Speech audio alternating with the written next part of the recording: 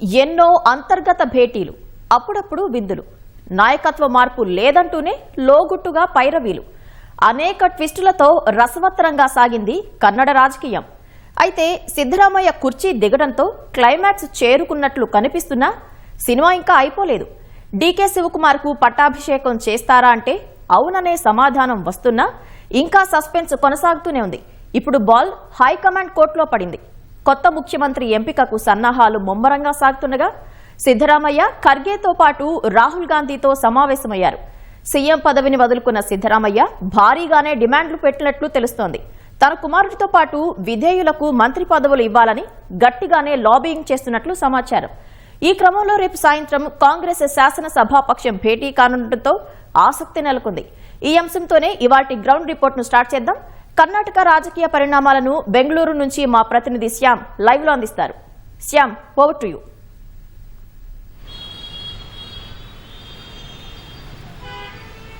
కర్ణాటక రాజకీయాలు చాలా రసవత్తరంగా మారాయి, చాలా ఆసక్తికరంగా కూడా మారాయి. అయితే ఇప్పటి వరకు నిన్న సాయంత్రం కర్ణాటక నుంచి అంటే బెంగళూరు నుంచి ఢిల్లీకి వెళ్ళినటువంటి ముఖ్యమంత్రి సిద్ధరామయ్య, ఉప ముఖ్యమంత్రి డీకే శివకుమార్ ఇద్దరూ కూడా వారితో పాటు ముఖ్య నేతలు కూడా ఢిల్లీకి వెళ్ళారు. ఉదయం నుంచి ఢిల్లీలో చాలా బిజీగా గడుపుతూ ఉన్నారు. ప్రధానంగా రాహుల్ గాంధీ, సోనియా గాంధీ, మల్లికార్జున ఖర్గే వీరితో వేరువేరుగా ఇద్దరు నేతలు సమావేశమయ్యారు. ప్రధానంగా ఈ సమావేశానికి సంబంధించి అక్కడ కూడా ఆధిపత్య పోరే కొనసాగుతున్నట్లుగా మనకు స్పష్టంగా తెలుస్తూ ఉంది.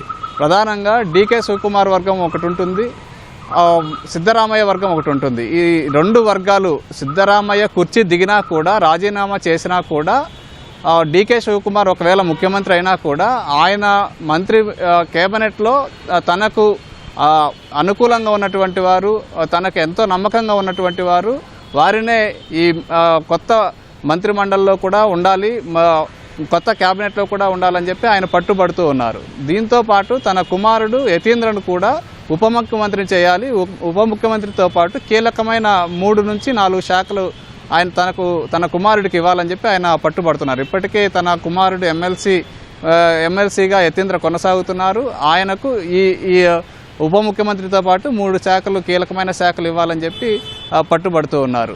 డీకే శివకుమార్ పూర్తిగా తన క్యాబినెట్ని జన్జీ క్యాబినెట్గా రూపొందించాలి, పాత వారిని అందరికీ ఉద్వాసన పలికి కొత్త వారిని తీసుకోవాలి అనే ప్రపోజల్ను తీసుకొచ్చినట్లుగా మనకు తెలుస్తుంది. ప్రధానంగా రాహుల్ గాంధీ, ప్రియాంక గాంధీలు కూడా ఇదే చెప్పినట్లుగా సమాచారం వస్తూ ఉంది.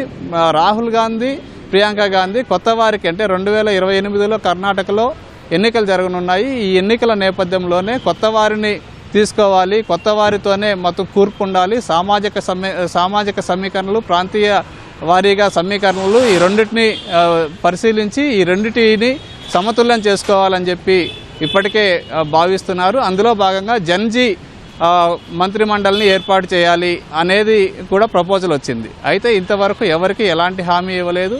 మరోవైపు 4 ఉప ముఖ్యమంత్రులు ఉండాలి అనే ప్రపోజల్ కూడా వచ్చినట్లుగా తెలుస్తుంది. అయితే 4 ఉప ముఖ్యమంత్రులు ఉంటారా, అయితే ఇద్దరికే అవకాశం ఇస్తారా, లేకపోతే ఒకరే ఉంటారా, యతీంద్ర ఒకరే ఉంటారా అనేది కూడా ఇంకా సస్పెన్స్ కొనసాగుతూ ఉంది. అయితే ఇవాళ సాయంత్రం మరికొద్ది సేపట్లో ఆపద్ధర్మ ముఖ్యమంత్రిగా ఉన్నటువంటి సిద్ధరామయ్య బెంగళూరుకు రానున్నట్లు మనకు సమాచారం వచ్చింది. ఆయన బెంగళూరుకు సాయంత్రం చేరుకుంటారు. డీకే శివకుమార్ కూడా ఆయన తర్వాత డీకే శివకుమార్ ఈ రాత్రికి చేరుకుంటారని చెప్పి సమాచారం వస్తూ ఉంది. అయితే ముఖ్యమైన నేతలు, మరోవైపు సీనియర్ నేతలందరూ కూడా తమకు మంత్రి పదవులు కావాలి, తమకు కీలకమైన పదవులు కావాలని చెప్పి ఢిల్లీలో లాబీ చేస్తున్నట్లుగా మనకు సమాచారం అందుతుంది. ఈ నేపథ్యంలోనే రేపు సాయంత్రం 4 గంటలకి సిఎల్పి సమావేశం, శాసనసభాపక్ష సమావేశాన్ని రేపు సాయంత్రం 4 గంటలకు నిర్వహించాలని చెప్పి హైకమాండ్ నిర్ణయించింది. ఇప్పటికే ఎమ్మెల్యేలందరికీ కూడా ఈ విషయం మీద సమాచారం వచ్చింది, ఆదేశించారు. రేపు సాయంత్రం 4 గంటలకు అందరూ విధిగా విధాన సౌధాలో, అసెంబ్లీలో ఈ సమావేశం ఉంటుందని చెప్పి క్లియర్గా ఆదేశాలు వెళ్ళాయి. రేపు సాయంత్రానికి ఈ సిఎల్పి సమావేశానికి ఏర్పాట్లు కూడా ముమ్మరంగా సాగుతున్నాయి. ఈ సిఎల్పి సమావేశంలో శాసనసభాపక్ష నేతగా డీకే శివకుమార్, ఉప ముఖ్యమంత్రి, సీనియర్ నేత డీకే శివకుమార్ని ఎన్నుకుంటారని చెప్పి సమాచారం. ఎన్నుకున్న తర్వాత ఆయన గవర్నర్ను కలుస్తారు. గవర్నర్ కలిసిన తర్వాత ముఖ్యమంత్రిగా ప్రమాణ స్వీకారం ఎప్పుడు చేస్తారు అనేది ఇంకా స్పష్టత రాలేదు. 1వ తేదీ కానీ 2వ తేదీ కానీ ఉండొచ్చు అని చెప్పి చెప్తున్నారు. ఆయనకు జాతకాలు మీద ఎక్కువ నమ్మకం కాబట్టి జ్యోతిషులు చెప్పిన దాన్ని బట్టి ఒక మంచి ముహూర్తాన్ని ఆయన పెట్టుకొని ఆ ముహూర్తం ప్రకారం ముఖ్యమంత్రిగా బాధ్యతలు చేపట్టే అవకాశం ఉందని చెప్పి బెంగళూరులో చర్చ జరుగుతూ ఉంది. మొత్తానికైతే ఈ కర్ణాటక రాజకీయం ఒకవేళ డీకే శివకుమార్ ముఖ్యమంత్రి అయినా కూడా మొత్తం తన ప్రభావం ఉండాలి, తాను చెప్పినట్లే జరగాలి అని చెప్పి ఇప్పటికే ముఖ్యమంత్రిగా ఉన్నటువంటి సిద్ధరామయ్య పావులు కదుపుతున్నారు. ఇది ఎంతవరకు నెరవేరుతుందో మనం చూడాలి. అయితే ఈయనకు రాజ్యసభ ఇస్తామని చెప్పినా కూడా సిద్ధరామయ్యకు రాజ్యసభ తీసుకోవడానికి ఆయన ఇష్టపడటం లేదు, రాజ్యసభకు వెళ్ళడానికి ఆయన ఆసక్తి చూపడం లేదు.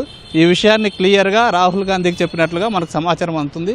మొత్తానికైతే రేపు సాయంత్రం సిఎల్పి సమావేశం జరగనుంది. ఈ సిఎల్పి సమావేశంలో డీకే శివకుమార్ని శాసనసభాపక్ష నేతగా ఎన్నుకోనున్నారు. ఇది ప్రస్తుతం బెంగళూరులో జరుగుతున్నటువంటి తాజా పరిణామం.